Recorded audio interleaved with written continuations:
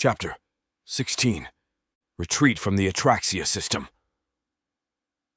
As conscripts assembled in the departure area of the Drixarian ship, the incredible capabilities of the alien tech embedded within their bodies unfolded.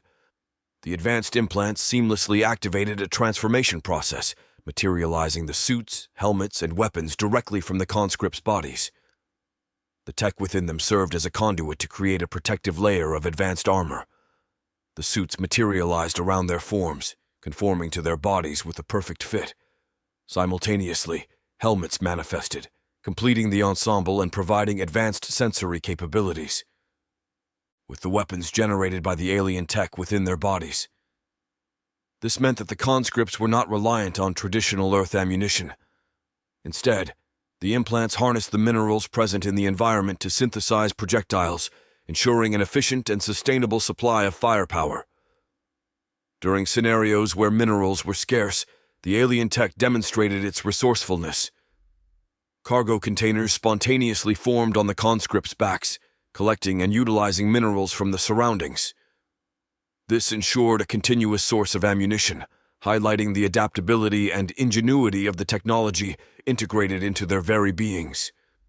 The entire process, from the creation of suits to the generation of weaponry, was orchestrated seamlessly by the alien tech within their bodies.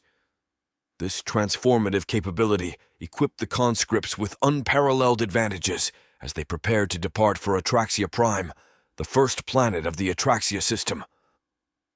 Once ready, they moved through the portals in an orderly fashion, the familiar sense of trepidation accompanying them. General Kragar, ever imposing, followed at the rear on his floating command platform, overseeing the deployment with his characteristic stern gaze. The planet they emerged onto was unlike any they had seen before. The landscape was a tapestry of vibrant colors, with flora and fauna that defied earthly logic. Towering plants with luminescent leaves swayed gently, while creatures of various odd shapes and sizes roamed freely. The sky was a swirl of pastel hues, casting the world below in an ethereal light. As Rook, Nakia, and Stacy gazed upon the breathtaking landscape of Atraxia Prime, the weight of their experiences bore heavily on their shoulders. The conversation that ensued reflected the weariness and internal conflict that had become all too familiar. Rook, his voice tinged with a weary resignation, stated, "It's always the same, isn't it? We arrive on a beautiful world, witness its wonders, and then, well, you know the rest." Nakia, her eyes betraying a mix of sadness and fatigue, responded, "I've lost count of how many times we've done this. Each time, it feels like a piece of us dies along with the inhabitants." Stacy, her tone reflective of the toll it had taken on her, added, "At first, I tried not to think about it, but it's getting harder to ignore the guilt. How many more worlds do we have to cleanse?" The conversation carried the weight of seasoned veterans, individuals who had grown accustomed to the cycle of beauty and destruction, yet couldn't escape the emotional toll it exacted. The native inhabitants were equally as strange as their planet, peaceful beings that communicated through a series of melodic tones. They seemed curious but unafraid of the conscripts, approaching them with a sense of naive wonder. Despite the peaceful nature of the planet and its inhabitants, the conscripts began their grim task. They attacked the unsuspecting natives, who had no means of defending themselves against the advanced weaponry and battle-hardened soldiers. With the ruthless attack initiated, and the cleansing process on the serene world of Atraxia Prime underway, the conversation among Rook, Nakia, and Stacy continued, their voices carrying a somber undertone. Rook, with a heavy sigh, remarked, "It's like a never-ending nightmare. We come, we destroy, and we move on. Do you ever wonder if there's an end to this?" Nakia, her gaze fixed on the unfolding tragedy, replied, "I used to hope for an end, but it feels like we're trapped in this cycle. What choice do we have?" Stacy, visibly affected by the scenes around them, added, "I can't believe we're doing this again. It's getting harder to justify our actions as them or us, even with the implants messing with our heads."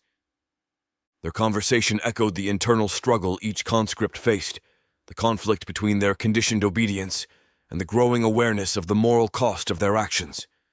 Yet, bound by their circumstances, they continued the merciless one-sided clash of the conscripts, methodically wiping out the alien beings as they had been conditioned to do. While reluctantly proceeded with the cleansing of Atraxia Prime, Rook couldn't help but notice General Krogar's unusual behavior. The general, usually stoic and focused, kept glancing toward the sky with an expression that hinted at apprehension. During a brief lull in the cleansing, Rook gathered Nakia and Stacy, bringing attention to the general's strange demeanor. "Have you two noticed Krogar looking up? It's like he's expecting something," Rook said, his tone hushed. Nakia, observing the general's actions, replied, "Yeah, it's weird. Wonder what's bothering him. Though I also didn't know anything could, except loud noises when they slept." As they conversed, the conscripts continued their ruthless task, attacking the defenseless natives of Atraxia Prime. The stark contrast between the beauty of the planet and the brutality of their actions added a layer of complexity to their internal struggles. The luminescent flora and curious native creatures provided a surreal backdrop to the grim reality unfolding. Within the captivating scenery, Rook, Nakia, and Stacy grappled with the weight of their actions, their conversation highlighting the ongoing internal conflict within the conscripts. The paradox of beauty and destruction played out against the backdrop of Atraxia Prime, emphasizing the complexity of their existence as instruments of the Drixarian conquest. Atraxia system, once a bastion of serene beauty, now bore the scars of Drixarian aggression. But as the human conscripts advanced, a series of abrupt and unexpected events unfolded, turning the tide of the mission in an unforeseen direction. As they marched through the ravaged lands of Atraxia, the sky above suddenly split open with swirling portals, mirroring the same vortexes that had occurred during Korra's ill-fated mission. The conscripts, amidst their assault, halted, staring up in confusion and alarm. This celestial phenomenon was unlike anything they had witnessed before. In the midst of their bewilderment, an unexpected order crackled through their implants. General Krogar's voice, usually a harbinger of relentless aggression, commanded an immediate retreat. "Fall back! Enter the portals!" His voice boomed, a tone of urgency that was unfamiliar to the conscripts. The order was shocking. It was the first time they had been commanded to retreat in such a manner. With no time to question the command, the conscripts were hastily pulled back through the very portals they had arrived from, a stark deviation from their standard extraction protocol. Normally, they would be picked up by transport ships, a method deemed safer to avoid any potential contamination, the reason always standing to be controlled decontamination, a routine and seemingly mundane explanation that poorly veiled a more sinister reality. Back aboard their Drixarian ship, a snippet of conversation caught the conscripts' attention. One of the Drixarian technicians, unaware of human eavesdroppers, grumbled about the mission's abrupt end. "The batch is ruined because of the portals," he lamented. It was this offhand comment that unveiled the true purpose behind the so-called decontamination process. The conscript realized with a mix of horror and outrage that their suits housed containers designed to harvest chemicals from their bodies, chemicals exploited for narcotic purposes by their captors. In a quiet corner of the ship, Rook, Nakia, and Stacy convened, their minds racing with the day's revelations and the mission's sudden termination. "It's unheard of for the Drixarians to break off an attack like this, to retreat and jump systems so swiftly," Rook observed, his tone heavy with suspicion. Nakia, her brow furrowed in thought, added, "They must be terrified of whatever came through those portals. It's the only thing that makes sense." Her words hung in the air. Stacy, her eyes reflecting a newfound intrigue, chimed in, "We've seen them ruthless and unyielding, but never afraid. Whatever these new creatures are, they pose a threat even the Drixarians can't ignore." The idea that their seemingly invincible captors could feel fear was both unsettling and oddly empowering. Their discussion was a whirlwind of fear, speculation, and a cautious sense of hope. The realization that there were entities in the universe capable of instilling fear in the Drixarians opened a door to new possibilities.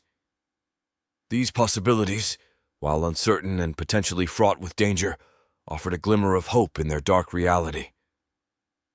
As Rook, Nakia, and Stacy continued their hushed conversation, piecing together the oddities of their recent retreat, they were approached by a fellow conscript who had overheard the Drixarian technicians grumbling.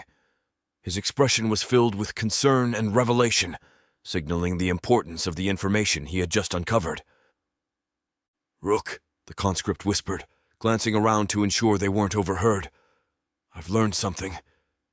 There are vials in our suits we don't know about." Rook, his attention immediately piqued, nodded for him to continue. The conscript, catching his breath, relayed his discovery. "During the battle, our suits extract chemicals from our bodies. Adrenaline, cortisol, stuff like that. I thought it was for some sort of medical analysis, but I stayed around, eavesdropping.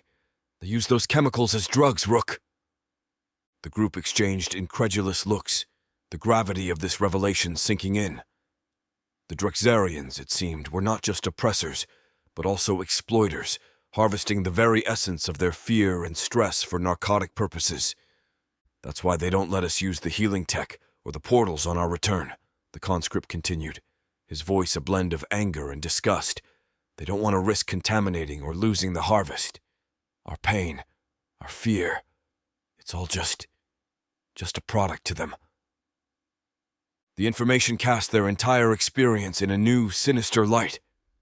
The battles, the constant push into dangerous territories, the relentless aggression. It was all designed to maximize the production of these chemicals. Nakia, her fists clenching in anger, spoke up. "So, we're not just soldiers or slaves. We're drug farms for them. Our suffering, our stress, it's all just part of their twisted harvest." Stacy, always the one to look at the broader picture, added, "This changes everything. We're not just fighting for survival or some semblance of freedom. We're also fighting against being used as ingredients in their sick indulgences." Rook, his jaw set firmly, looked at his fellow conscripts. "This knowledge, it's a weapon. If we can find a way to disrupt this harvest, we might have a chance to throw them off balance, to gain some leverage." The group nodded in agreement. The discovery of the true purpose behind their pain and the nature of their exploitation ignited a spark of rebellion. They knew that the path ahead would be fraught with danger and uncertainty, but the chance to undermine their captors, to turn their own vile practices against them, offered a sliver of hope. As the ship journeyed through the cosmos towards its next destination, the conscripts began to plot. They had a new mission now, not just to survive, but to sabotage the Drixarians' narcotic harvest and to seek retribution for the pain they had endured. The revelation of the chemical vials and the new alien threat they faced had provided them with a potential weakness in their captors' armor, a weakness they were now determined to exploit. The battle-scarred conscripts of the Atraxia system, once mere pawns in a galactic game of domination, were slowly transforming into rebels with a cause.